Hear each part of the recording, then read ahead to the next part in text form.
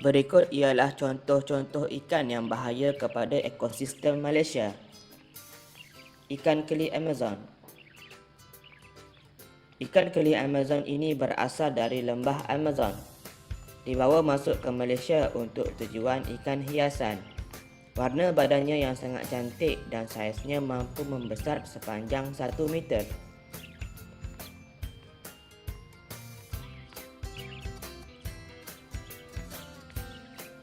Siamese Giant Carp.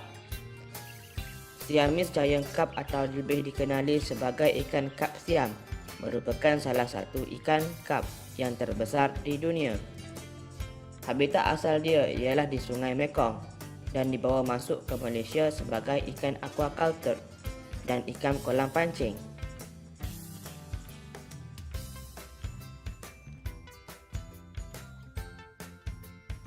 Ikan bandaraya. Ikan bandaraya banyak dijumpai di sungai di kawasan Lembah Kelang. Akibat tiada pemangsa, ikan ini telah mendominasi ekosistem sungai tempatan. Ikan ini mempunyai ketahanan diri yang tinggi dan mampu hidup dalam keadaan air yang keruh. Alligator gar. Ikan ini berasal dari Amerika Utara dan mempunyai bentuk mulut seperti buaya alligator. Pemangsa ini ganas dan dibawa masuk ke Malaysia sebagai ikan hiasan. Ikan pacu. Ikan pacu berasal daripada Amerika Selatan dan dibawa masuk sebagai ikan aquaculture. Ia mempunyai struktur gigi yang sangat kuat dan popular di kalangan kaki pancing. Bentuk badannya yang lebar membantu memberikan kekuatan ketika dalam air.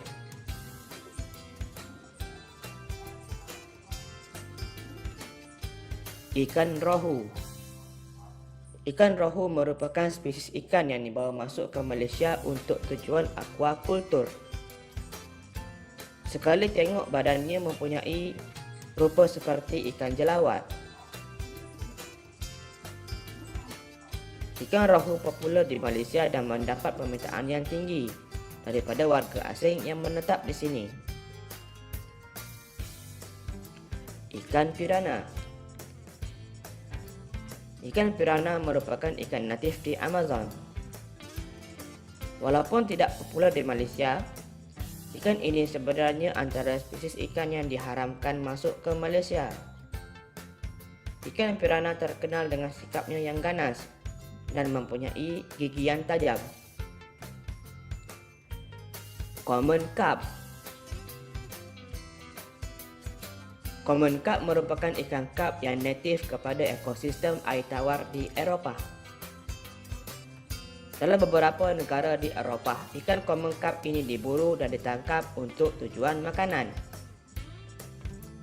Ikan ini juga pernah diancam kepupusan apabila populasinya menurun secara mendadak akibat daripada penangkapan yang tidak terkawal.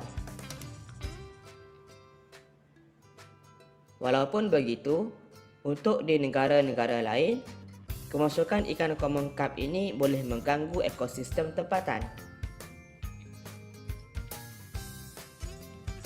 Ikan tilapia. Ikan tilapia dibawa masuk ke Malaysia untuk tujuan penternakan dan aquaculture. Terdapat dua jenis tilapia yang popular di Malaysia, iaitu tilapia merah dan tilapia hitam. Ikan tilapia mempunyai pertahanan hidup yang tinggi dan mampu membiak dengan keadaan cepat. Jika tidak terkawal, populasi ikan tilapia boleh mendominasi sesuatu kawasan itu. Grass carp. Grass carp merupakan ikan yang berasal daripada utara Vietnam sehinggalah ke kawasan sepadan Siberia, China. Ikan ini dibawa masuk ke Malaysia untuk tujuan aquaculture. Ikan ini telah dibawa ke banyak negara untuk pelbagai tujuan. Contohnya, ikan grass carp ini dibawa ke China untuk tujuan makanan aquaculture seperti di Malaysia. Selain itu, ikan ini dibawa ke negara Eropah sebagai ejen penghapus rumpai air dalam ekosistem air tawar di sana. Ia mempunyai toleransi yang tinggi terhadap persekitaran.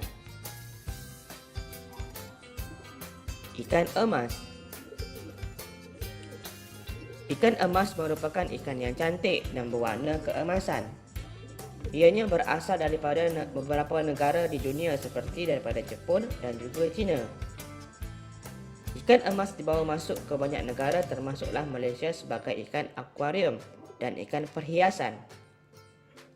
Walaupun rupanya yang cantik dan comel, saiz ikan ini boleh menjadi sepanjang 2 meter dan boleh memberi ancaman kepada ekosistem semula jadi. Peacock bass. Peacock bass juga berasal dari lembah Amazon. Asalnya dibawa masuk sebagai ikan hiasan.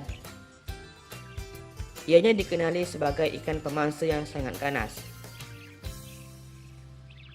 Peacock bass boleh mengganggu habitat asal ikan pemangsa tempatan seperti ikan haruan dan ikan toman. Mulutnya yang besar memudahkannya untuk menyerang dan memakan mangsa yang bersaiz besar. Ikan peacock bass ini menjadi buruan kaki pancing kerana sifatnya yang ganas. Arapaima. Ikan arapaima berasal daripada lembah Amazon dan dibawa masuk untuk tujuan ikan perhiasan. Ia bersifat pemangsa dan mengganggu ekosistem ikan pemangsa tempatan. Saiznya boleh menjadi sebesar manusia dewasa. Badannya yang panjang memudahkannya untuk berenang laju untuk memburu mangsa. Patin Mekong. Patin Mekong asalnya daripada Sungai Mekong dan dibawa masuk untuk tujuan akuakultur dan kolam pancing. Saiznya boleh menjadi sepanjang orang dewasa.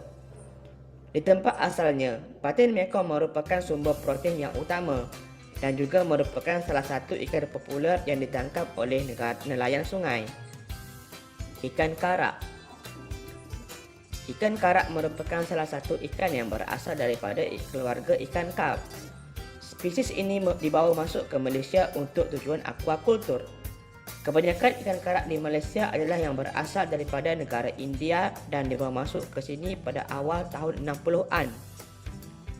Ikan karak juga dikenali sebagai ikan katela. Ianya banyak mendiami sungai-sungai di Lembah Kelang dan banyak diternak dalam kolam ternakan ikan.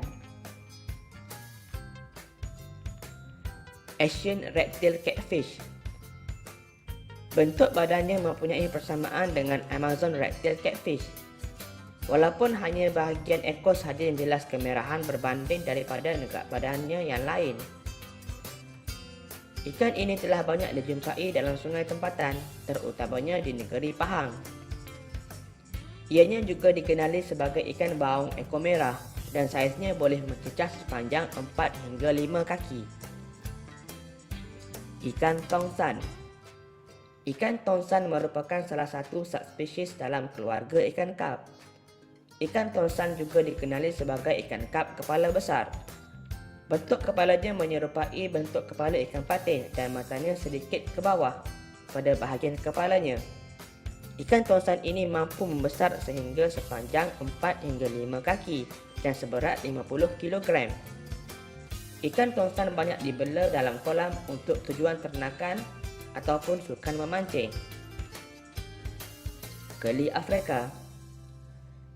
Ikan keli Afrika dibawa masuk ke Malaysia secara komersial untuk tujuan ternakan dan akuakultur.